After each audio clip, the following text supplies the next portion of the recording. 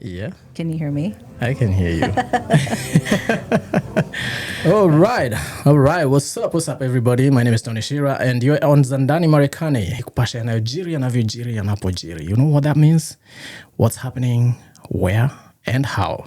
And listen, today, it's been a moment since I've been in this studio, and I can't just begin to tell you like how excited I am because of the guest that I have today. Listen, guys, she's a dancer. She's a tourist. She's a coach.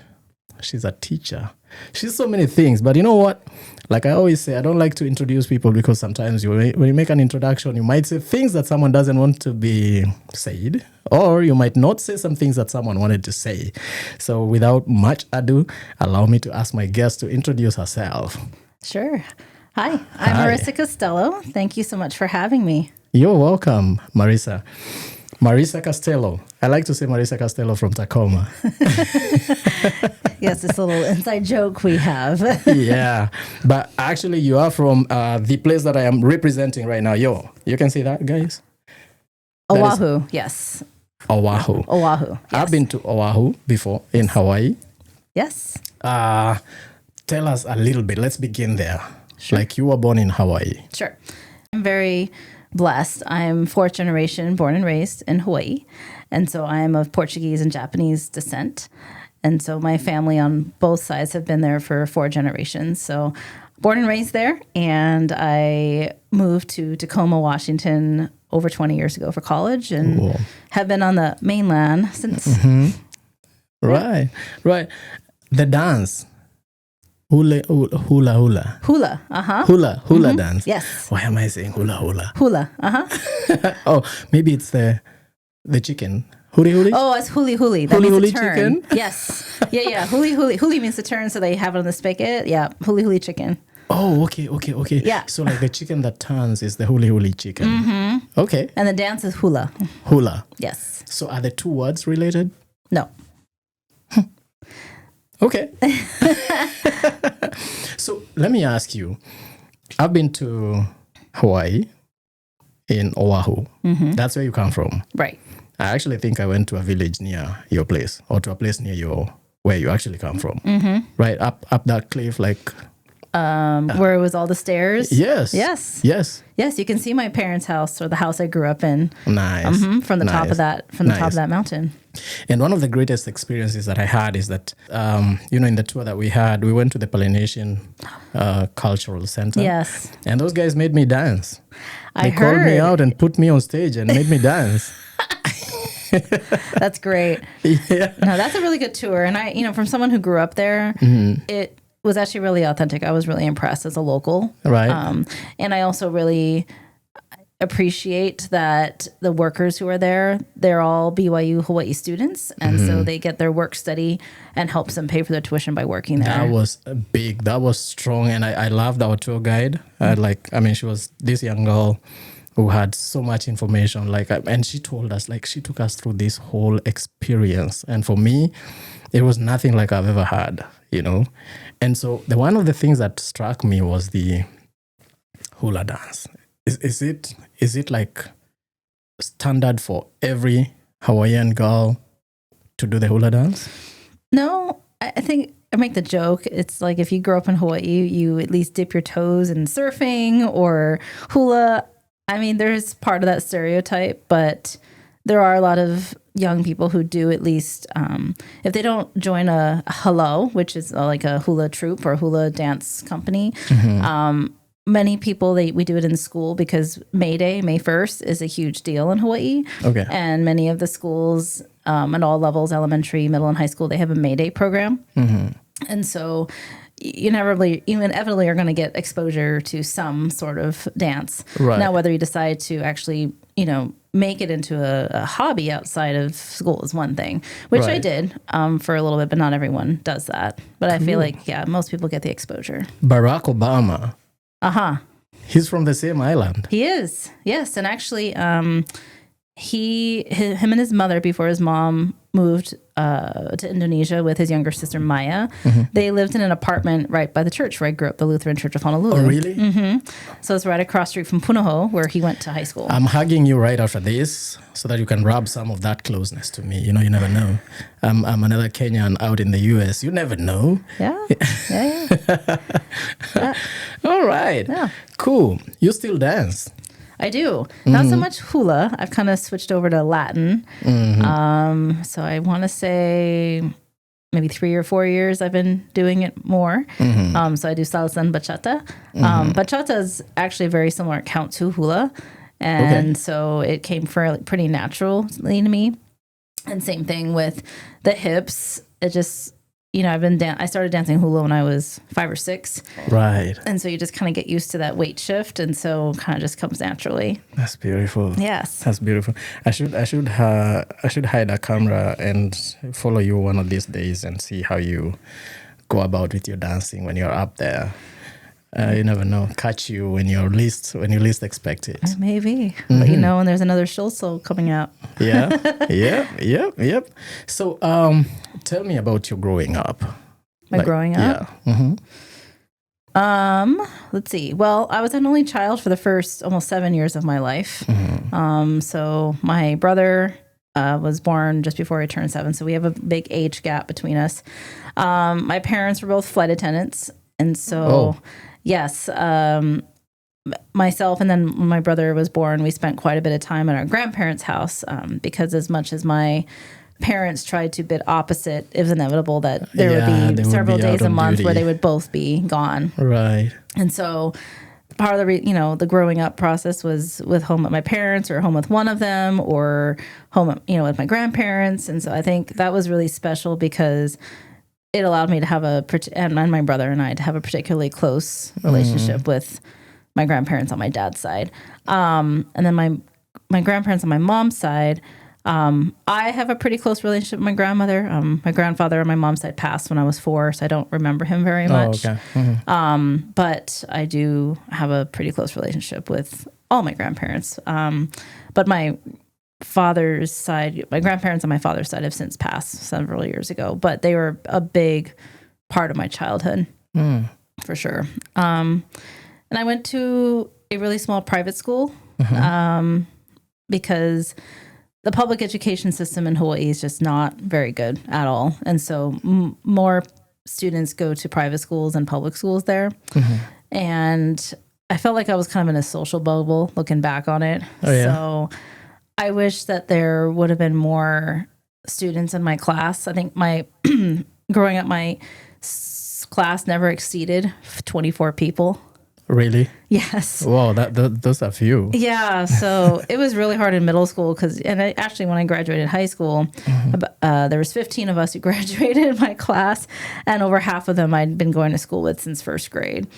Wow. And so, of course, middle school, that's a hard time for anyone, but especially when you're in such close quarters with people and you don't really have a whole lot of places to turn. It was difficult socially. And so even though I dance now, I actually was a singer for a very long time.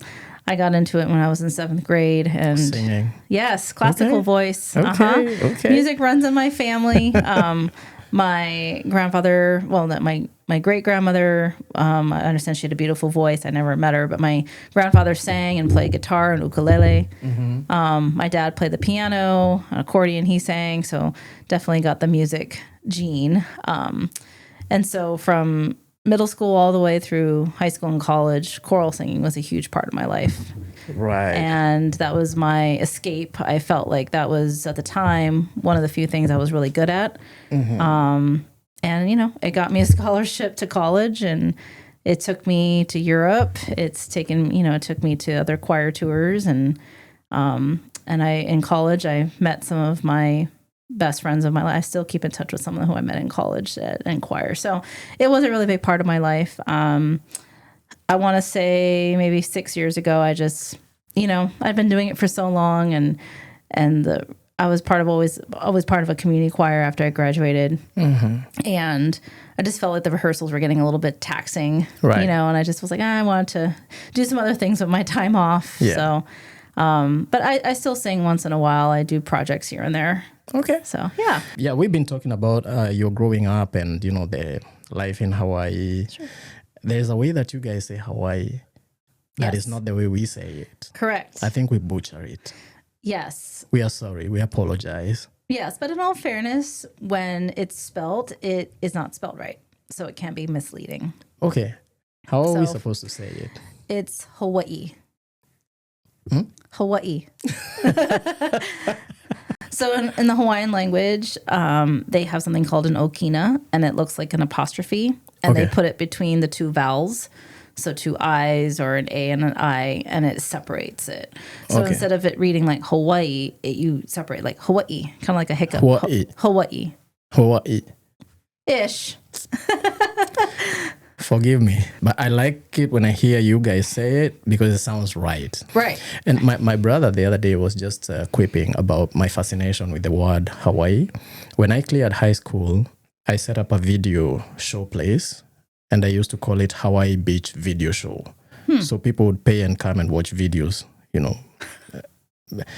At the time, I was just like in my early 20s. I really honestly don't know where I had picked up Hawaii and why it was interesting for me. So the 2 times that I've been there, I've been fascinated in actually being in a place that I once dreamt about.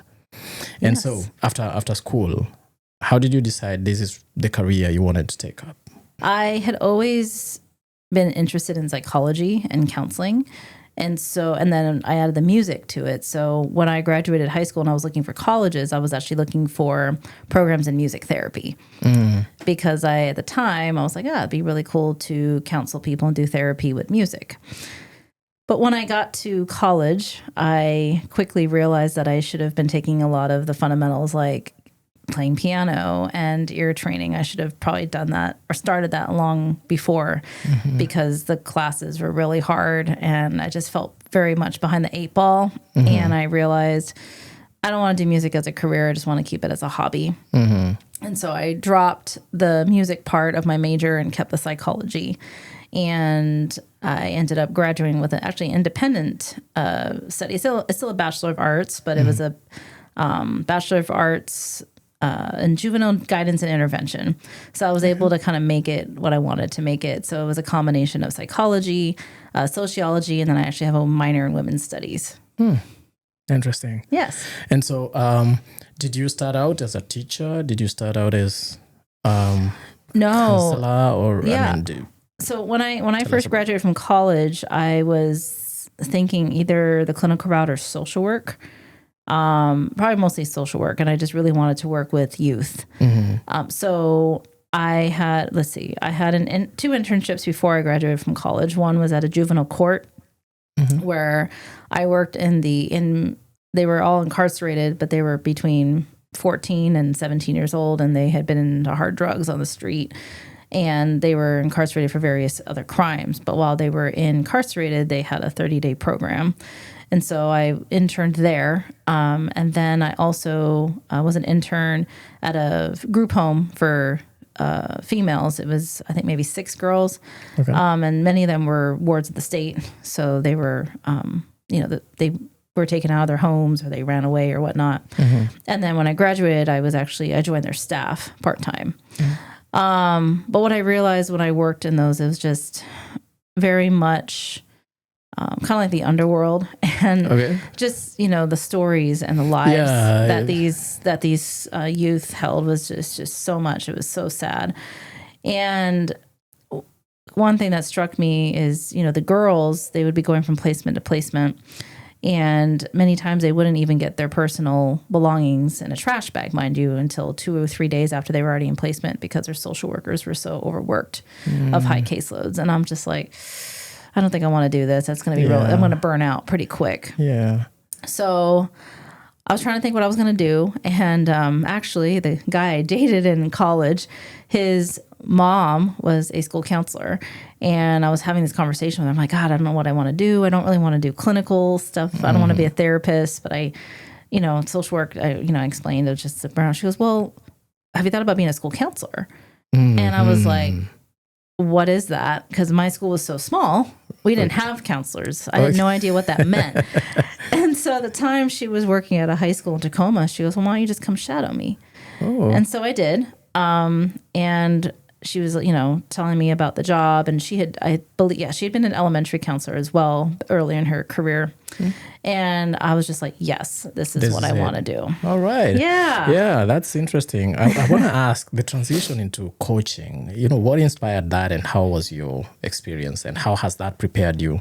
Like you've talked about the youth that you had. Mm-hmm, how did that whole experience prepare you for this new role that you're now going into? Sure. Yeah. So, I knew once I got into the school counseling profession, I always had a passion for supporting the counselors. Mm-hmm. So yes, I had a passion for school counseling as a field, and the kids have been great, but I knew that I wanted to support school counselors. Mm-hmm. And at first I thought, okay, that would look like, me getting my administrator credentials, and they do have district folks that that oversee counselors, and more of them are former practicing school counselors. Mm-hmm. But what I found was a couple things. One, because of funding, it's very rare that that person who oversees counselors, that's not the only thing they do. They're over nurses, or they have to do Mikinivento, which is a federal law for homeless youth. I mean, the laundry list is long. It looks a little bit different in every district, but the driving point is that they never just have one thing. It's not just counselors. So they have so many other things on their plate.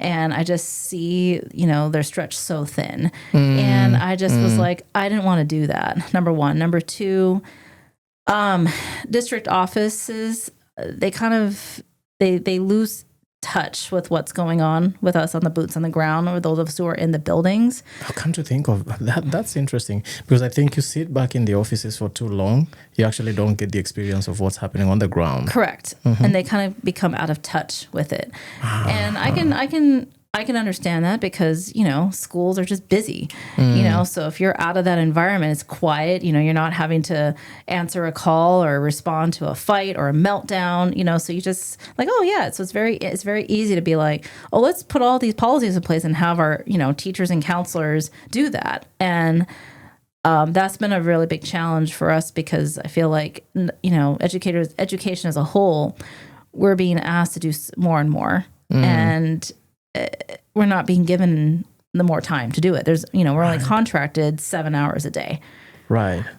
So that was one reason why I decided not to go the admin route.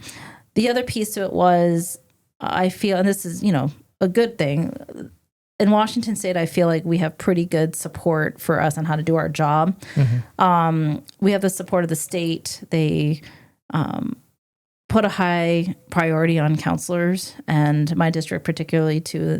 I think we have a pretty good relationship with our district. Okay. And so I feel like there's enough support in terms of professional development and for us on how to do our jobs better. Mm-hmm. But what I felt was missing is that there wasn't a lot of support for us as human beings. Right. And, therapy is awesome. I think, I'm a big fan of it. I think it has a lot of positives to it, but not everyone needs therapy for some of the things they're dealing with. And some examples of those things that I think a lot of educators are facing, whether they're a counselor, whether they're a teacher or an administrator, is the stress and overwhelm for the reasons I just mentioned. Like, we're being asked to do more and more. Yeah. The student needs are increasing. And I think it's hard to maintain boundaries and say no. And so I think people were just... burning out. Burning the candle at both ends. Right. And so I don't know the exact statistic off my top of my head, but especially for our new educators, it's a staggering amount. I want to say it's over 30% of educators who leave the profession within the first 5 years.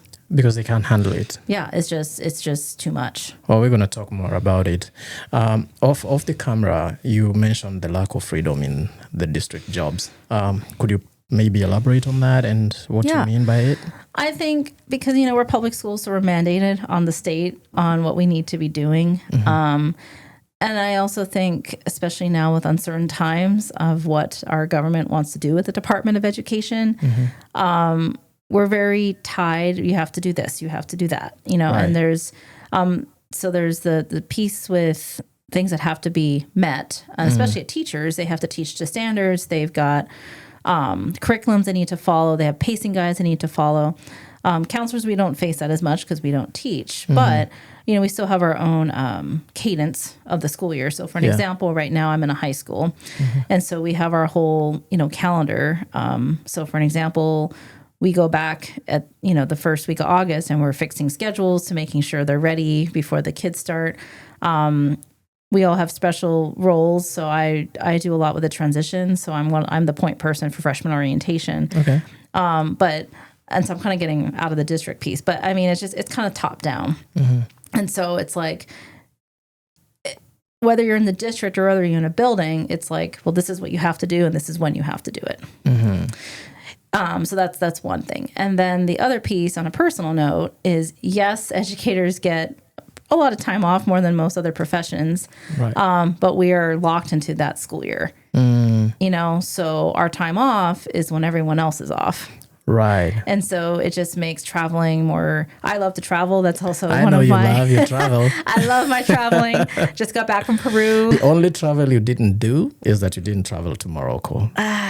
Because you were going to go to Morocco, and I was going to come to Morocco because you were there, and now you didn't go to Morocco. We will fight until you go to Morocco someday. Oh, goodness. Well, yeah, I think part of the problem is that, you know, like I was saying, when we're off, everyone else is off. So places are more crowded. The tickets are more expensive. Yeah. And I have friends of mine who say, oh, you know, we want to go to Spain in March or May. Cool. So everybody is going. Have fun. I can't. I'm in a school year. So I think you asked that question, lack of freedom. I think that has layers to it. I think definitely professionally and personally. And so I'm marrying that with the fact that I wanted to support counselors as humans. And that's where I came up with the idea. I'm like, you know what, let me look into life coaching. Good. Yes. Because now you bring it to where and why we are here. Oasis coaching. Yes. Why? Why did you feel that this is what you need to do? Because I don't feel like there's the support in the non-clinical setting for counselors. Because I was looking to see if there was any coaches that existed for counselors. I found a few who were former teachers. And yes, education is a huge umbrella, but our roles are very different. I can try to understand that because, like, for instance, right now there's a lot of pressure going on, like with kids at different levels. Yes. And all these people need some balance. The educators themselves also need some balance. Absolutely. Like, everybody needs some balance. So when you're in there, who are you responsible for? Is it for the kids or even for the educators? Oh, as a counselor? Yes. Well, technically, my certificate is K-12. What is that? So technically, I am licensed to counsel students in actually pre-K. So kindergarten, age 5 through 18, or they can be in the school system until they're 21. So technically, I am licensed to counsel students. Okay. But it is inevitable. Yes, there are some colleagues, or you're counseling parents, you're counseling colleagues sometimes, because I even though I don't have a clinical degree, I do have that mental health background. Yeah. So I think probably the easiest way to explain school counseling is I look at us as we do a lot of emotional first aid. So we're kind of like the paramedics for mental health. Okay. So we respond, retreat. First responders. Correct. Exactly. First responders. Yep. So if a student's in crisis, if they're self-harming or if they have suicide ideations, we're the ones that's called and we do an assessment. So yeah, first responders, but I can't diagnose and I can't treat because that's clinical. Someone else, yeah. Okay. All right. Why Oasis? Why Oasis? Yeah. Oasis. Yes. Oasis. Oasis. I came up with this concept. It's part of it is part of my own upbringing, but I always feel at peace when I'm by a beach. Okay. And so I was looking at images when I was figuring out my logo and my whole branding. And if you Google oasis and images. It's like a body of water. You can be in the desert. You can be in like the most dry. Yeah. So it's a body of water with palm trees. And when you look at the picture, you step into it, you can just imagine like you feel this place of tranquility. Yeah. And that's what I wanted to create. So I took that and put it into like a beach setting. Mm-hmm. And then, Oasis actually does have an acronym. Okay. And so it stands for an opportunity to awaken your passions, to seek and refine insights for success and satisfaction. Say that again. So entering the Oasis is an opportunity to awaken your passions, to seek and refine insights for success and satisfaction. Wow. Sounds good. Yes. I like it. Yes. And so I was just visualizing this place of, like I said, tranquility. Yes. And I wanted to create that space for counselors and any other educators who are feeling those things we talked about, the overwhelm, the stress. And whether they sign up for a 45-minute session or they decide to work with me, they're stepping into a place of tranquility. Right. And so my goal for them is to step in and rejuvenate and just reset. Right. And so that they can create that space to think right. Because when your mind is going a mile a minute, like, especially with counselors, we're constantly triaging and you use so many different parts of your brain. You're mentally exhausted. You can't think of much of anything else. Right. And so when I have clients who come and want, like I said, if they sign up for a 45-minute complimentary session just to learn about what Oasis coaching is about, what coaching is about, and then if they decide to work with me, the goal is to create that space so they can just stop and relax to create that space so they can think straight. And then when they're in that space, then they can think about, okay, what do I want to change about my life in the next 3 to 6 months, whether it's a personal goal or a professional goal. Right. And when they're in that space, then they can start to refine their goals and reclaim balance in life. That makes a lot of sense. Yeah. Would you say the role of school counselors is evolving? And I mean, I'm coming from a place where you've been in it for how long now? I just finished my 14th year, so I'm going into year 15 next year. Yeah. Yes. So for more than a dozen years, you've been on it. What are the differences that you've seen in terms of how it evolves? Or is it now people like you who are bringing in the change that is needed? Yeah. So I think it's been in a renaissance period for many years because historically we were referred to as guidance counselors. Okay. And the guidance counselors, it started probably in the 50s or maybe even before. And we were known kind of like vocational counselors where you served only a few students and it was mostly, like I was saying, for vocational. And so middle and elementary counselors didn't exist for many years. And students would mostly come to us for guidance on what to do with college. And it has evolved quite a bit. And so in 97, the American School Counselor Association, or ASCA, created their first version of our ASCA National Model. Okay. And it was meant to have school counseling be more comprehensive. And so it wasn't just the vocational piece. And also we changed our name from guidance counselors to school counselors. Right. And so at the present moment, and we've been striving to it, we work in 3 domains. So we do the academics, we do the career and college readiness, and then we do the social emotional.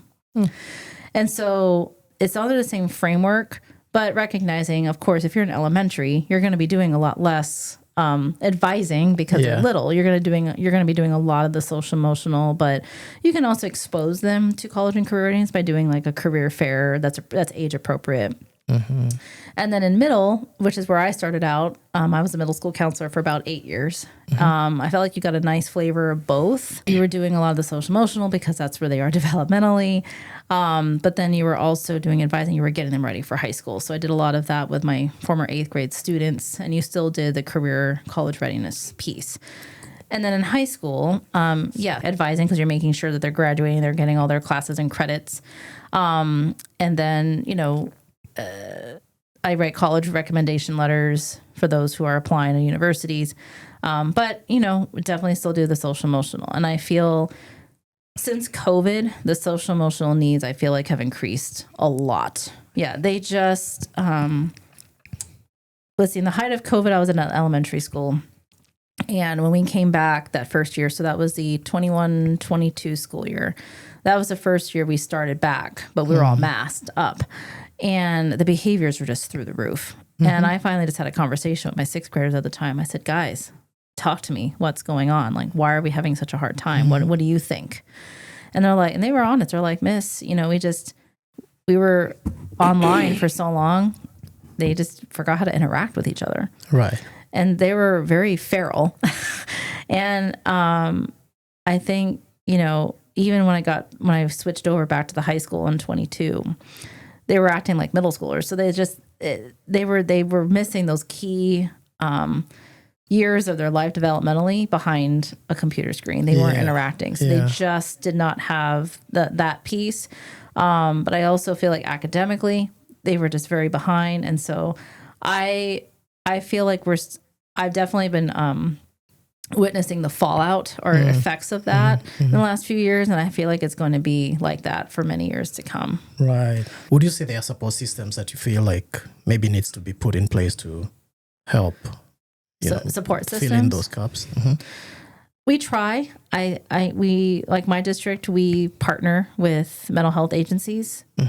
And so they offer, if they have state insurance, they can take advantage of therapy during school hours. And so we have two clinicians or several clinicians that come to us during the week, and they have a caseload. So if a student requests counseling, we can make that referral, and they see a therapist during school, or they have the option to go to the clinic. But it's getting to the point where the need is getting so high that we only have so many clinicians. So, but that is one thing that's in support that's put in place. One thing I do appreciate about my building is we have a lot of clubs and ways for them to get involved outside of the classrooms. And that's not just sports, because not everyone's into athletics. And my school is very diverse, which I love about it. So we have something pretty much almost for anybody: multicultural clubs, yarn clubs, drama club, you name it. It's not perfect, but I feel like we have more in place than other buildings I've worked in. Right. How do you tailor your coaching so that you can be able to meet the needs of school counselors? So with coaching, it's unique in the sense where I'm not telling them what to do. So my first question during that 45-minute, getting to know you session, that's complimentary. I send them the question ahead of time. What are 3 things you'd like to change about your life? And we have that conversation. And then if they decide to work with me, then I dig in, I ask more deeper questions and have them unpack that more. What's different from coaching and therapy, a therapist and even an advisor, a consultant, you're telling them what to do.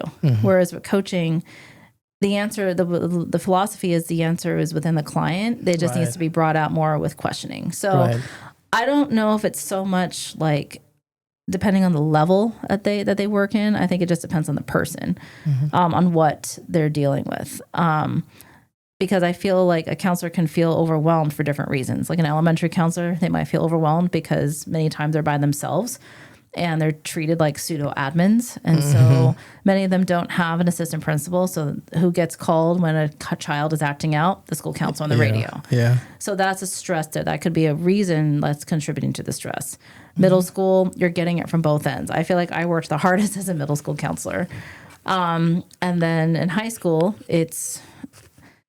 you have to just really dot your I's and cross your T's because it's very, you don't want to make a mistake with a credit. And there's just so many different, it's very technical. So I feel like maybe the reasons for the overwhelm could be different by level, but I feel like from what I'm finding, the feelings can be the same. And so I tailor my questions based on the person, not so much on the level. And it's kind of whatever they bring to coaching.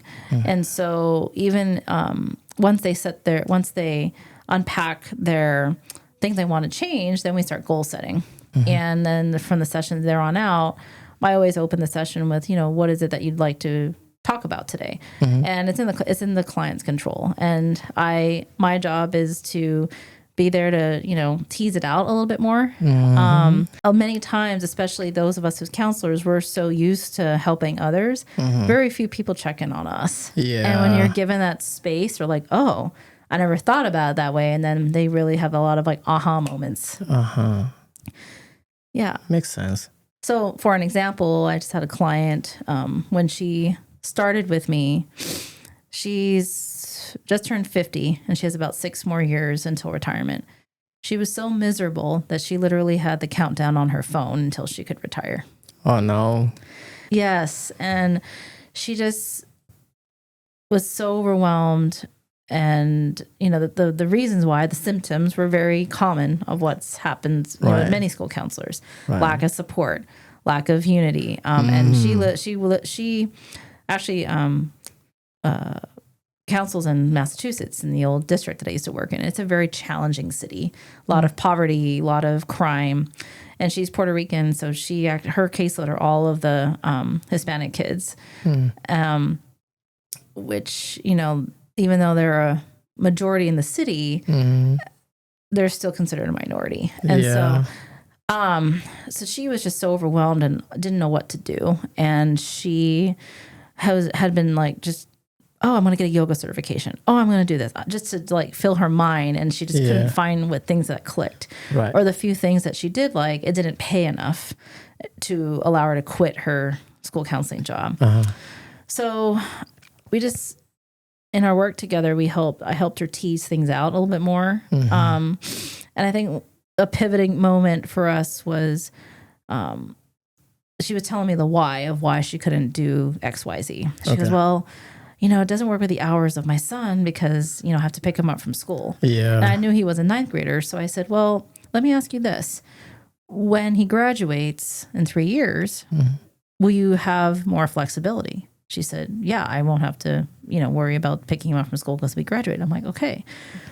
And so we kind of narrowed it down like, okay, like let's concentrate more on the next 3 years instead of 6. Yeah. And so 3 years was a lot more doable for her. Yeah. And actually, it's kind of funny the way the timing worked out because right before she started working with me, she sells like T-shirts as a side hustle. Okay. And she met this other Latina woman at one of the vending events, and they came together and they decided they wanted to start a nonprofit for Latino girls. Okay. And they were just starting that up when she and I started working together. And so whenever she talked about that, and also, some other spaces that was not school counseling, her eyes just lit up, her whole demeanor changed, and I pointed that out to her. Nice.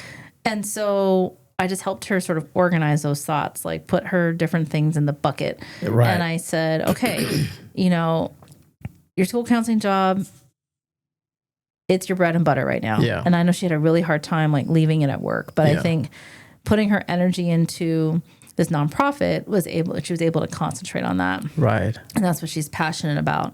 And so we just organized it a little bit more. We organized, okay, your bucket here, you have your day job. It's your school counselor job. Yes. Here's your bucket with your nonprofit. What do you have to do for that? And then she also likes to read college applications. She was going to apply to that. Okay, cool. There's your bucket for that. So I think when that clicked, she was just like, oh. And she told me, she was like, yeah, you just helped me organize it because I was so overwhelmed. And I think, like I was saying, that's good. That's good. Yeah, when you have so much, like I was saying, when you have so much noise in your head, you don't even know where to start. Correct. And sometimes you end up doing not much on anything. So creating that space for her to just sort of restore and just talk, I think it helped her create that space. That is so cool. Where she was able to see the other things that she was doing outside of work that brought her joy. Yeah. And so, she still doesn't like her job, but I think she's looking at it as the 3 years, and then she'll have a more flexibility in 3 years. So it's not 6. That's more manageable. Yeah, manageable. And then they're doing so many things with the nonprofit, and they just got their logo and Facebook page, so they're moving on that. Okay. Yeah. More joy to them. Exactly. You spoke a lot about supporting school counselors as human beings and not just as professionals. Correct. How do you prioritize self-care and wellness as part of your coaching practice? I'll give you my website. It's just when you enter it, it's just you're entering a beach, and you are entering the oasis. And so I think just right there, just you're taking a moment to stop, and you're finding your own wellness. And then as we start to work together, you're taking that time to stop and be like, okay, thinking about your life right now. What is it that you want to change, if anything? And it just gives them that time to think. And then when they identify that, it's okay, how are we going to do that? Right. So one would say that you're providing a spot where in the middle of the noise, someone is able to slow down. Correct. Pause, take a deep breath, and start now relooking at their life again and seeing the things that matter to them and how they can do some of those things and probably see how much more time that they have on their hands without being overwhelmed. Right. And, wellness is going to look different for everyone. And some of them, it might, come out that they might need more of a therapeutic environment for some of the things they're working on. That's okay. But that would come out in our conversations. Right. So I think the biggest thing is just first off, as I know I've said it a couple of times now, is just, okay, just stopping and pausing and just checking in, seeing where we're at. Right. And then figuring out, okay, what is it that I want and how am I going to get there? And I'm there to support them on that and what that looks like. Have you had to refer anybody to like a clinician? There was one. I didn't actually make the referral, but it was clear that there were some things I feel like that were coachable, so to speak. But they definitely had some embedded things with them. They had a really hard time saying no. Part of that was the way they were brought up. And they just had some other self-esteem issues. Okay. So I think even though, yes, I didn't make a formal referral, that client, I feel like could have definitely benefited from therapy as well. Cool. Because I feel like that was getting in the way. It made it very difficult for them to create those boundaries and say no, to the point where it got them in some hot water because they weren't able to say no because they were so stuck on trying to people please. And yeah. What was it like getting the first client? Oh man, it was actually very unexpected. Yeah. Because a few months ago I purchased an exhibit table at my state school counseling conference. And I had about 17 people sign up for a complimentary session, which was very, very promising. And I only had one actually sign up, and she was no thanks, but no thanks. And like a few others had said, it's not the right time or whatnot. I didn't hear from anyone else. And so I was encouraged to just put a posting on social media about, my experience at the conference. And so I posted a few pictures and wrote a little blurb. And then my first client, she actually was a friend of mine because we used to work together in Springfield. And before I know it, I'm looking at my email. I'm like, she booked a complimentary call. I was like, oh, okay. And we had a conversation. And when the time came, was be like, okay, here, do you have any questions? Is this something you want to go forward with? She's like, yes. And I was like, oh wow. Okay. She was so excited. And I just was like, okay. And that came from a social media post. Yeah. And it worked out really well because I'm still ironing out some kinks. My business is still very new because I am doing this in addition to my full-time job. Right. I still am a full-time counselor. Yeah. I wish I could put my whole focus into this, but I've got bills to pay. You got bills to pay until one gets in place properly. Yeah. Exactly. Yeah. So it was just really helpful to have her as my first client who's a friend because I could say things off record after we were done with our session, like, hey, or the logistical things. I was still trying to iron out some kinks with like my coaching platform with scheduling or, like we still technically have one more session because we tried meeting a couple weeks ago and it was the end of the school year. She got really sick, but it was just a lot more casual. She was texting me like, okay, when's a good time? So but I'm happy that it worked out that way. So, Right. but, you know, I'm, of course, I'm still looking for new clients, but I also feel like right now it's summer. I've been traveling a bunch. So I kind of feel so far I've sort of been like, okay, I'm really in on it. Then I kind of press pause for a little bit and then I go back. But, Right. I'm at the point now where it's like, okay, I got to figure out how to, I'm keeping some momentum, whether it's, doing interviews like these or being Right. engaged Yeah, in of some course. ways, even if I'm not actively coaching a client, I'm still keeping engaged with, coaching. I'm a part of a WhatsApp group with coaches, and they ask us to post our commitments for the week, whether it's your coach, with your coaching craft or your business or personal. And so, I try to, read books or keep abreast of the coaching profession. And then, saying yes to opportunities like this. Yeah, of course. Of course. So I think that was what I didn't do last year. I just sort of I launched my website. I said, here it is. And then I didn't do anything for 3 months because I was so engrossed in the school year. Yeah. But now it's like, just try and keep it steady. Right. And I do have an Instagram page, so I try and post reels here and there when I can. What is your Instagram page? Oasis_coaching. Okay.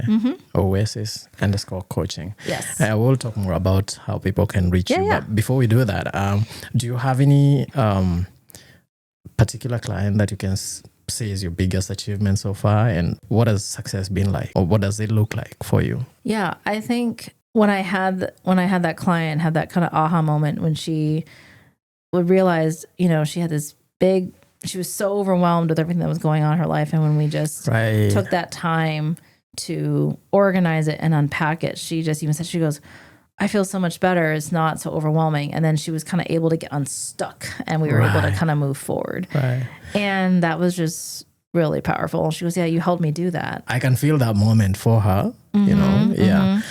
Let's talk about mental health. It's a big elephant in the room. Yes. How do you see Oasis coaching contributing to the broader conversation around mental health and wellness education? Yeah. So I have to be careful because coaching is not therapy. And so, to be honest, the coaching profession is not yet regulated. And so technically you do not need to be certified. So there are coaches out there that don't have that certification training. They're not mental health professionals. So for me, ethically, I wanted to get certified as a life coach, but many life coaches, they're former corporate. Some of them, yes, many of them do have a former clinical background. But just like how I have as a school counselor, I have to separate it. I can't do clinical therapy, when I'm doing coaching. It's just not professionally appropriate. But I think I can certainly speak to wellness. And I think definitely we can talk about the mental health and how important of it is, but just knowing if they need that mental health, then I need to refer them out. So, there are, of course, if they're having a really rough day, I do create the space for them to empty it out if they just need that day during session. But if they come like the next session after that, then it has to be, we need to get you something that's a little bit more clinical. Right. Yeah. Right. Wow. Okay. So what sets your coaching apart from other professionals that give this kind of support? When I was at the conference and I was, people like, what is Oasis coaching? And I was explaining it to them. They're just like, wow, that's such a good idea. It's so needed because we don't have that. And so that just reinforced it. Yes, this is a much needed service because, like I was saying, there isn't really anything outside of therapy for school counselors to support us. And yes, we have conferences and professional developments with sessions on self-care, but it's not enough. Yeah. I feel like you need something that's more fluid and more intentional. And also that's tailored to their needs, because a session at a conference is just general overview. These are some techniques you can do. Right. Whereas for coaching, no, it's tailored to you. So what I have with one client can be very different from what's going to be with another client because they're going to have totally separate needs and goals. And so that is not, it doesn't really exist at this point. From my knowledge, at least in my research I've done, there's not much of this for school counselors. So Right. I'm excited to see where Oasis coaching can go. I'm just still trying to figure out a way to light that fuse. Well, sometimes it will just light up. That's true. You know? Yes. Like you said, sometimes you're just out there sending out messages and then boom. Yeah. You know, I can tell you that because like I think my first job, I did work as a concept consultant, and the first job that I got, I had just spoken about concept consulting as a concept. Mm-hmm. And then someone called me, told me, I was told that you do concept consultancy. Boom. I had a job. Nice. I did. Nice. And from there, I continued, you know. So, yeah. So you've worked in elementary, you've worked in middle, in high school. How do you think the needs vary, you know, in terms of the challenges for the counselors in those areas, elementary, middle, and high school? Probably start with elementary. Are the challenges different based on the age groups that the counselors deal with? Yeah, I mean, I think I mentioned it earlier. It's, I think, with elementary, first and foremost, you're 9 times out of 10 by yourself. And so I know what it's like to be the only counselor in the building. It puts a lot of pressure on you because, especially if an admin's out, you kind of become that pseudo admin, which is unfortunate because that is not our role. We are not disciplinarians. And, you know, they're kids. They just don't have the same coping skills that someone a little older would have. And then I think with middle, there's usually 2 or 3 of you in a middle school. But I just feel like you're having to do kind of a bit of everything. You do a lot of the social emotional, you still have to do a lot of the supervision, which drove me crazy as a middle school counselor. It took me away from doing other things that I needed to be doing for students. Right. But then you're also needing to do the scheduling. You're also needing to do the advising. And so I feel like middle school counselors, you're kind of like everything. It's a lot. And then with high school, it's just very, very technical. You know, there's so many different avenues like this. Okay, we need to do this for this student to graduate. Oh, okay, I have a transcript from Cameroon. How the heck do I transcribe that to get into meet with our graduation requirements? So it's just a lot more of that. But then we also still have the mental health needs. So I think most counselors, they find their niche. Some counselors absolutely love the little ones. I have a good friend of mine who lives in New York. She's only been an elementary counselor. She absolutely loves it. But when she tells me things she has to do, like restrain kids, I'm like, no, thank you. Absolutely not. Right. So, yeah, I think everyone has their niche. Right. But I think, you know, it's stressful regardless of the level. It could just be for different reasons. Right. 2 questions I have for you. One, does every student have to go through you when you're a school counselor? So in high school and actually middle school too, if there's more than one of you, then we have caseloads. And so when I was in middle school, one of the middle schools I was at, there were 2 of us. And so each of us was responsible for a grade. And then one grade we split. And so she had it went by last name. She had the first part of the alphabet of one grade and I had the other half. Okay. And then at high school, it's pretty much by your last name. So there's a section of the alphabet. So right now I have the top of the alphabet in my high school. And so I have 9 through 12 graders with their last names, A through CP. Okay. So every student gets a session with you. I see what you're saying. I thought you said like how they're broken down. Not necessarily. I have 3, last year I had probably like 370 on my caseload. There's no way I can meet with every single one of them individually. But yeah, you're right. Not all of them need that support. Okay. But that's why I think, so in education, it's broken up into tiers. So tier 1, 2, 3. Tier 1 is what really school counselors were trying to strive for, is where we provide services to all students. So a lot of that is classroom lessons or presentations in the high school registration. So during registration, I have eyes and I see every single one of my kids during registration. And then we also try and, definitely we meet with all of our seniors, making sure that, they have all their stuff. And then, as they all have the opportunity to come see us. They can make appointments. And so that's kind of like a gamble of all over the place. Everyone has the opportunity to see me. Yeah. But like you said, yes, not everyone needs their school counselor. Okay. But yeah, I meet with every one of my freshmen at the beginning of the year. We have something called minute meetings where we meet with them for like literally 60 seconds, just a quick, hey, introduce yourself. And we also had met them prior when they were 8th graders when we registered them. Right. And then I usually meet with all of my seniors on a couple of times. And then my 10th and 11th grade, it's a little less. I mean, I see them at least at registration, but then it's, they come to me or I call them down for whatever reason. So, yeah. So the other question that I wanted to ask is like when you have a family that has migrated into the US and they're joining your school, do you find kids like those having difficulties like fitting into the system, and do those become your cases? Depends. I feel like most of them, they transition pretty well. The ones that do struggle are the ones that don't speak English, because we just don't, in my district, we just don't have the support for English language learners that we should. So, for instance, I had a student and I saw the writing on the wall because I knew that we did not have the support. Right. And he's a foster kid. And I was telling our homeless liaison, I said, they wanted to come to my school. And I said, okay, we can't say no, but I'm just let the foster mom know we do not have the ELL support that they're getting where they're at right now. We just don't have it. So if they're looking for pull-out classes, we just don't have it. Right. And so I try to be as transparent as possible before they came. And he came, and sure enough, like he barely knows any English and he's struggling. So now the foster mom's asking me, and I had to tell her again. I'm like, we just don't have the services. I don't know what to tell you. Right. It's above my pay grade.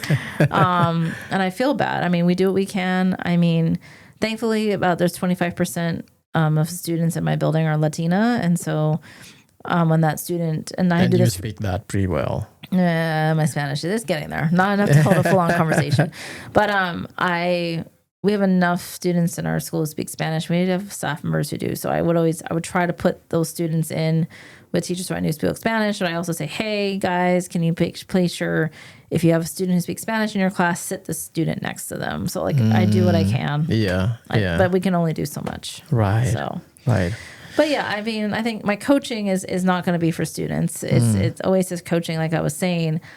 I don't want to be a practicing school counselor for my entire career. Right. I'm kind of on that. I'm on my way out. Yeah. And so my focus is I want to focus on the counselors. Yeah. I mean, it's out of the experiences. And sometimes the frustrations that you've also gone through, all the difficulties and the challenges that you faced, that you can be able to express yourself on their behalf and then step up on the other side and solve the problems that they go through. Yeah. And I think, definitely I have my, stripes, so to speak, been at every level. And so I feel like that's to my advantage. Yeah, and so absolutely. when they bring things, or if they're talking about things in the school, in my head, I'm like, yep, I know exactly you can what you're relate going with it all the way. Exactly. Yeah. But I'm going to, as a coach, I'll be like, oh, so I would have them elaborate and use that coaching technique to have them elaborate on that. Even though in my mind, I'm like, oh, this is how I would handle it. It was not about me. How would they handle it? Right. I want to get into your head in a situation where it's been reported there has been a school shooting. Like, what goes on in your head in that moment? Do you feel like,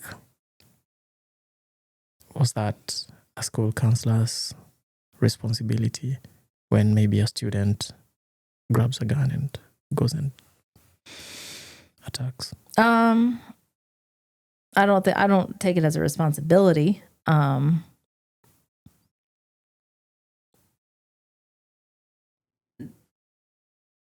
don't know. I guess I don't really understand the question. I don't feel responsible for a kid who brings a gun into the school. I mean, the reason I'm asking is because a lot of cases when you hear those kind of situations, is maybe a kid going through something, a depression or some difficulties, probably not even necessarily from the school. Maybe it's from outside the school, and they come to vent out. Where would you apportion that lapse to, and what do you think could be done to stem those kinds of situations? I don't know, because sometimes when we've had threats, there are students who have never even come on our radar.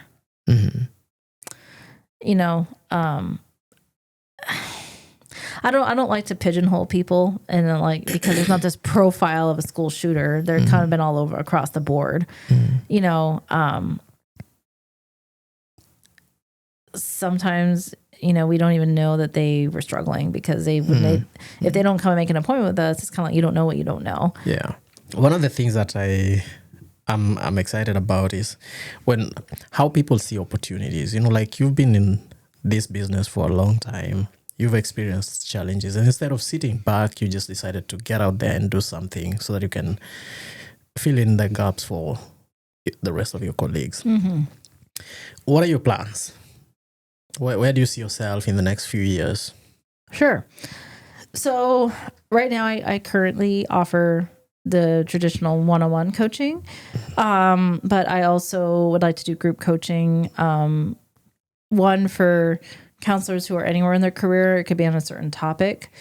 But my other big desire is I really want to hone in on those new counselors and educators, because as I was saying, the statistic is staggering that many, you know, I think it's at least 30%, if not higher, of educators that don't make it past 5 years. Right. And so I really, really want to concentrate on novice school counselors who are new to the field, because I feel like they get all the support in grad school. And then when they graduate, a lot of it just goes away.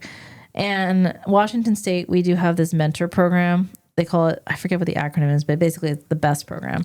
And they pair you up with a mentoring counselor in your district. And okay. That sounds interesting. They try. But, you know, recognizing, like, school counselors were very busy, you know, like, so one of my colleagues, she was a mentor, but she only had time to meet with her mentee maybe like once every month or every couple months, you know? It certainly wasn't every week.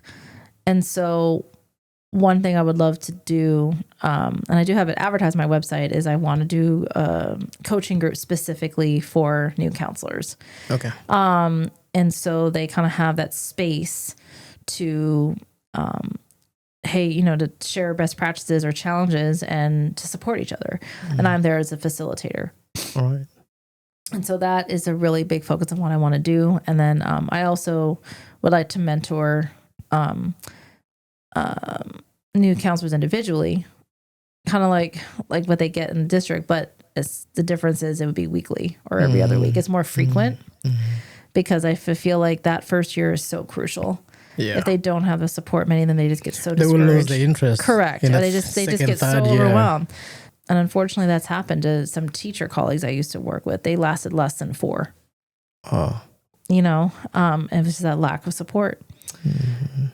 So yeah, I'd say that is where I'm concentrating right now, getting the individual clients, but also really wanting to put a big focus on the new counselors. Right. Would you see yourself scaling that up? How do you multiply yourself? Because I see this need being so I see this need being so much. Yeah. And that's another thing too. And it's just trying to think like, okay, let's just say the fuse got lit, and how many clients or how many hours of a week could I dedicate to coaching whilst doing a full-time job? And, I'd say at this point, I could probably do at least 1 or 2 groups a week and maybe like 1 or 2 clients a week. I'd say that'd be my capacity at the moment with a full-time job. Right. And so just kind of seeing where it goes. I mean, it's kind of one of those things like you don't know until you're fully in it, right? And you just kind of get into that new routine. It becomes like your new kind of like normal. Right now, I'm still kind of like, I have my vision, but I haven't been given the opportunity to really see it take off as much as I'd like it to be. So you're getting there. Yeah, it's coming. It's coming for sure. So that's kind of like my focus that I would love to do in the immediate. But that's one of the beauties about coaching is there's so much flexibility. You can do what you want with it. And many coaches, they do all kinds of things like write books and do all these things. I'm like, that's not really my thing. But it's more experiential. Correct. Yeah. But I mean, one thing I would love to do, and actually I'm going to, I went through my training with the school I selected 2 years ago. And then they had a faculty member that had a class specifically for the business building part of it. Okay. And so I took that class last spring, and her name is Mackenzie. She was corporate marketing, all the things, and she left that to become a full-time life coach. And she's just doing all kinds of really cool stuff. And she held her first retreat last fall. And it just seemed really transformative. And so I decided I'm going to participate in her retreat this upcoming fall in San Diego.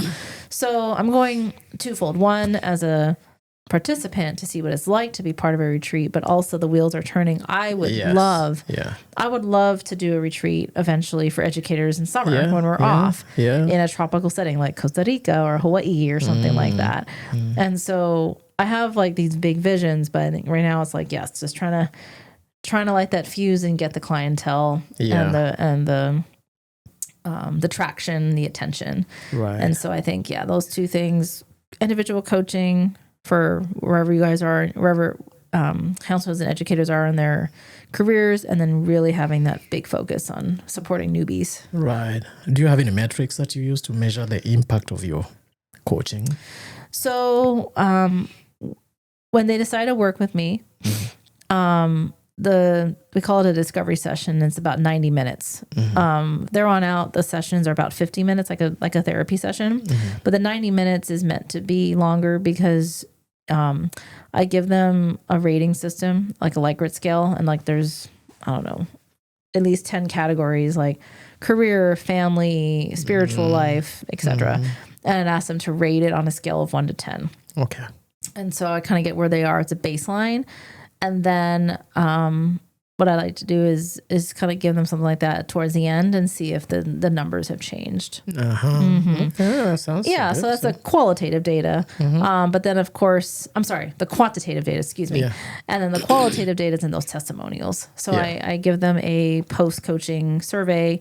What was their experience? What did they really enjoy? What did they wish they got more of? Those kind of things. And that's where I get those testimonials. I have those on my website. Awesome. Yeah. Awesome. Sounds good. What would you advise someone that is still hesitant? Probably they still think, I have these challenges. I probably need to speak to a coach. Yeah.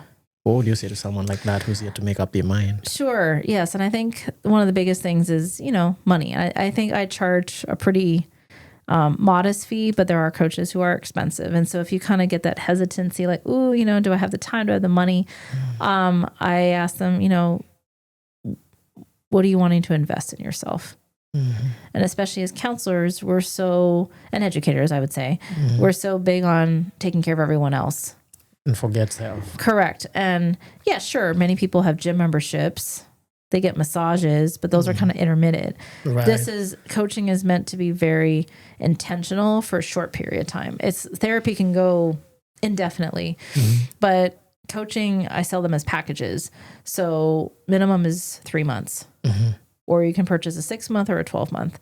And then once you finish a 3 or 6 month program, then if you want, you can do a monthly maintenance. But when you're first starting out, it's meant to be intense for, very, very intentional, because you're investing in yourself. And so I always ask them, like, what does the investment in yourself mean?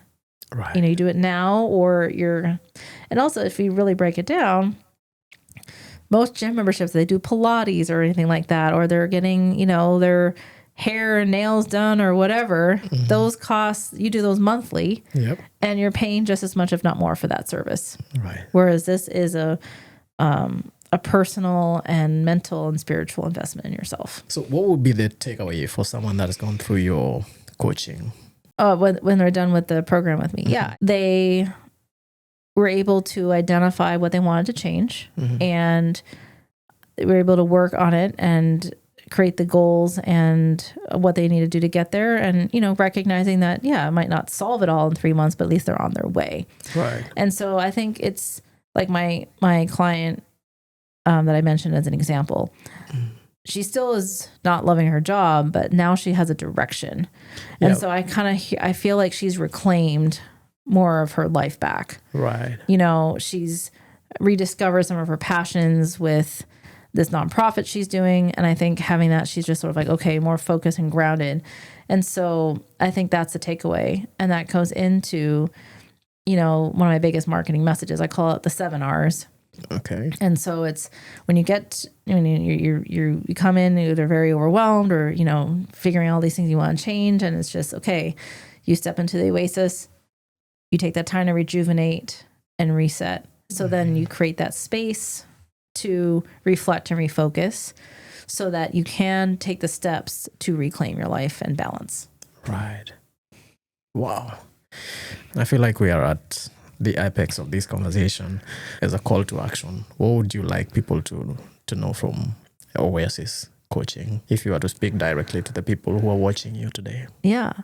So whether you're a counselor, whether you are a teacher, whether you're an administrator, our job is hard.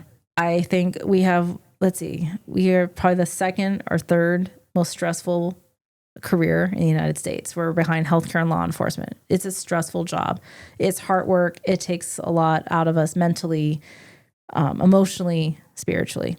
I know because I live it just alongside with you guys. So it's okay to feel overwhelmed. It's okay to feel those feelings. And I just invite you to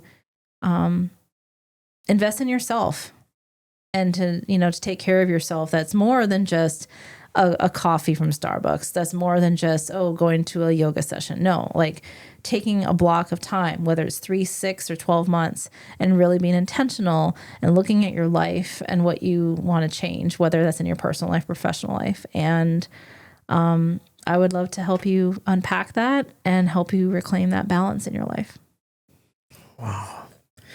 That sounds good. The call has been made. It's for you guys to respond. Do you see this like evolving into something that would be like funded? Do you see that as something that maybe you? Yeah, some people have asked me, like, if you considered partnering with districts and maybe doing trainings, and I'm not opposed to it. I think right now it's like kind of early to tell. I have a friend of mine who's also a former school counselor, and she left the profession and started a wellness business where she does professional development on wellness and regulation. And she's really taking off. She's doing a lot of professional development with folks in Washington, out of Washington. She's now getting into keynote speaking. So really, I feel like with coaching, the sky's the limit. And yeah, I'm definitely would be open to partnering with districts eventually and other school counseling associations. I'm just open to where it's going to go. Right. Yeah. Can someone sign up and learn online? Yes. So I do have an Instagram page. It's Oasis_coaching. And when you go there, there are 2 links. One goes to my website. It's www.rejuvenatingschoolcounselors.com. And then there's also another link that takes you directly to my shop where you can sign up for your free 45-minute session with me. Okay. Yes. All right. But the whole program goes for like 3 months. So you can select either a 3-month program or a 6-month program. Okay. Or even a 12-month program if you'd like. But I right now I'm advertising a 3 or 6 month. But if a client goes through 6 months and they want to still go, sure, we can keep working together. Does someone have to be there in person, or can someone take the 6 months online? Good question. And that's another thing that I love about coaching. It gives that flexibility. The majority of coaching happens online on Zoom. So for an example, my client that I've been working with, she's in Massachusetts. I live in Washington. Cool. And so we decided on a time that works for both of us in our time zones, and we jump on Zoom and there it is. So cool. Yeah. If it's local and you want to meet in person, I'm open to that. But I think especially for confidentiality, it's more private if we're online, because then you find your private space in your house or wherever it is, and it's just you and me on screen. Right. So one more time, how do people reach you? There's the Instagram page. There's the website. Any other way that people can reach you, an email or something? Yes, I do have an email. So it's rejuvenatingschoolcounselors@gmail.com. Instagram, Oasis Coaching. My website. Oasis_coaching. Yeah. And the website? My website, yep. So www.rejuvenatingschoolcounselors.com. Awesome. Yeah. Awesome. When are you next dancing? Well, I'm actually gonna go check out a social in a day or two. So just kind of figuring that out. There's a lot of stuff going on in the Seattle area in the summertime. Right. Yeah, and I did It's do some summertime. dancing when I was just in Peru. All right. Yeah, so I Cool. dance when I can. Cool. Yeah. You should be documenting your dances. I do have a video from Peru I can show you, but yes. Oh, yeah. I think you should give me that video so I can post it here. Maybe at the intro. funny. We can begin the intro. Oh, geez. And they're going to look at, and then I'm like, wait, she's doing Latin dancing, but then her website has her pictures of her in Hawaii on her favorite beach. I'm like, wait, what's going on? All right. Ladies and gentlemen, that's Marisa Costello from Tacoma. That's the way I like to say it. Although she's from Hawaii. I'm from Hawaii. Yes. Yeah, yeah. Very, very beautiful conversation here. I hope you guys got something out of it. I feel like I was in a session myself, learning the way things go around here and some of the things that people really do not get an opportunity to hear more about. You're out there, you're probably going through something, you're facing those kinds of difficulties. There are solutions that are out there, so don't sit back, get in touch. My name is Tony Shira, and this is Zandani Marekani. See you on the next.